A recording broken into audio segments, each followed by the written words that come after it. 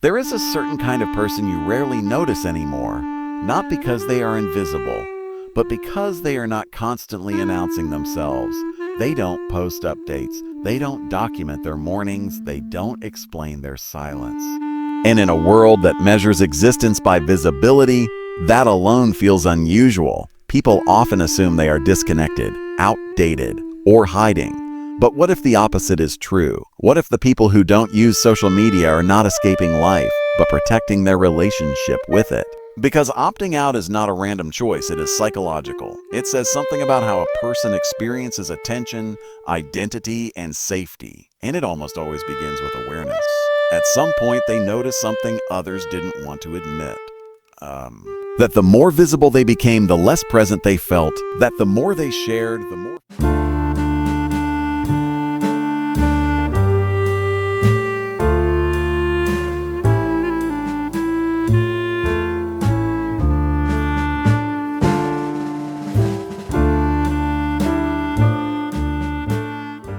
fragmented their inner world grew. That attention started to feel like pressure instead of connection. So they pulled back, quietly, not to feel superior, not to be different, but to breathe.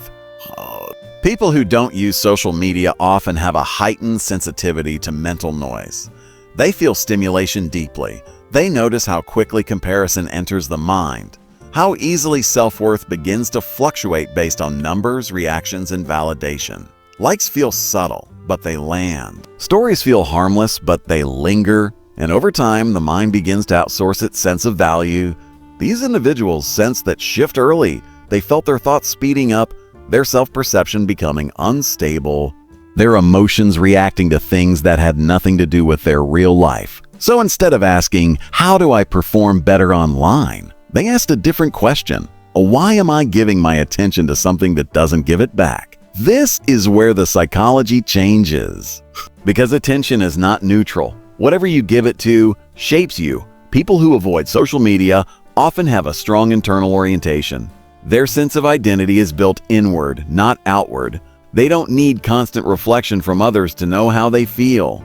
They don't need an audience to validate experience. This doesn't mean they don't care what people think. It means they care what they think first. And that is rare. Many of them learned, sometimes painfully, that visibility invites intrusion, judgment, misinterpretation, unwanted access to inner life. So they became selective.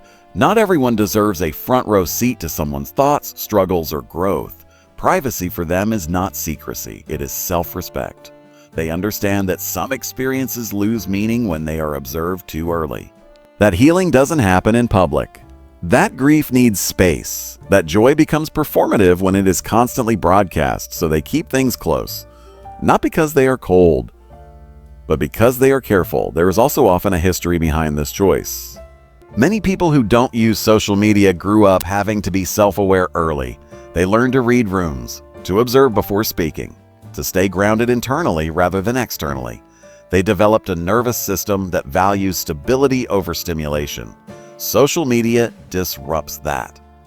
It pulls attention outward, fragments focus, keeps the mind in a constant state of comparison and anticipation.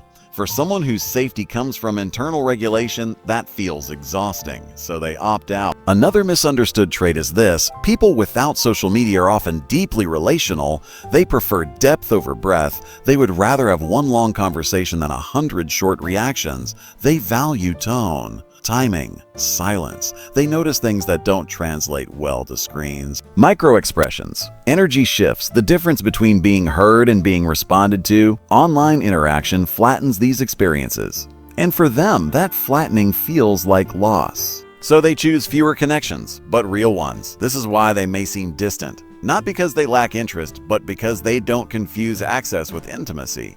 There is also a quiet rebellion in this choice.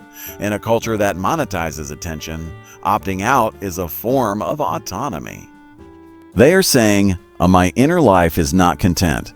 My growth does not need to be documented. My value does not increase when I am seen more. This doesn't make them immune to loneliness. In fact, many of them experience it deeply. They would rather feel real loneliness than simulated connection. They understand that constant interaction does not equal belonging. That being known is different from being visible, and visibility can actually increase isolation because it replaces presence with performance. Another layer exists here. Some people leave social media because they are highly empathic. They absorb emotion easily. Scrolling through pain, outrage, success, tragedy, and curated happiness overloads their system. Their body reacts even when their mind tries to stay neutral, so stepping away becomes self-regulation. Not avoidance, protection. These individuals are often mislabeled as antisocial, but in reality, they are socially precise. They choose when to engage, with whom, and at what depth. They don't want their nervous system hijacked by algorithms designed to provoke reaction. They value slowness. They value boredom, because boredom is where the mind resets, where creativity returns, where emotions surface without interference. Many of them report something strange after leaving social media. Time expands. Thoughts become quieter. Comparison fades. They start hearing themselves again. Not the version shaped by trends or opinions, but the unfiltered internal voice. This can be uncomfortable at first. Silence reveals things distraction hides. Unprocessed emotions, unanswered questions, unlived desires. But they stay with it. Because they understand that growth requires contact with the self, not constant escape, and slowly something stabilizes. They become less reactive, more intentional, less performative. They stop curating identity and start inhabiting it. This is why many people who don't use social media seem grounded. Not louder, not more confident, just steady. They don't rush to comment. They don't chase relevance. They don't measure life in moments worth posting. They live it forward, not outward. This does not mean they reject technology. They reject excessive exposure. They reject identity built on external feedback loops. They reject a system that rewards visibility over integrity. And this choice often comes with cost. They miss out on casual updates. They are forgotten in group narratives. They are assumed to be unavailable or uninterested. But they accept that trade because peace became more valuable than presence. Presence became more valuable than performance, and alignment became more valuable than approval. In the end, people who don't use social media are not behind the world. They are simply standing somewhere else. Closer to themselves, less distracted by who they should be, more anchored in who they are. They don't disappear. They just stop performing their existence. And in a world obsessed with being seen, that may be the most psychologically grounded decision of all. And there is one more thing people rarely talk about. People who don't use social media often had to reclaim their attention the hard way. They remember the moment they realized their mind was never fully resting, that even in silence, part of them was waiting. Waiting for notification, waiting for reaction, waiting for proof. And that waiting slowly rewired how they experienced themselves. Moments stopped being moments. They became potential content. Joy was interrupted by the thought of sharing it. Sadness was diluted by the urge to explain it. Presence was replaced by performance. So when they stepped away, it wasn't just a digital detox. It was a psychological boundary. They were choosing to stop narrating their life while living it. This choice often comes with misunderstanding. People ask, why are you so private? Why don't you post?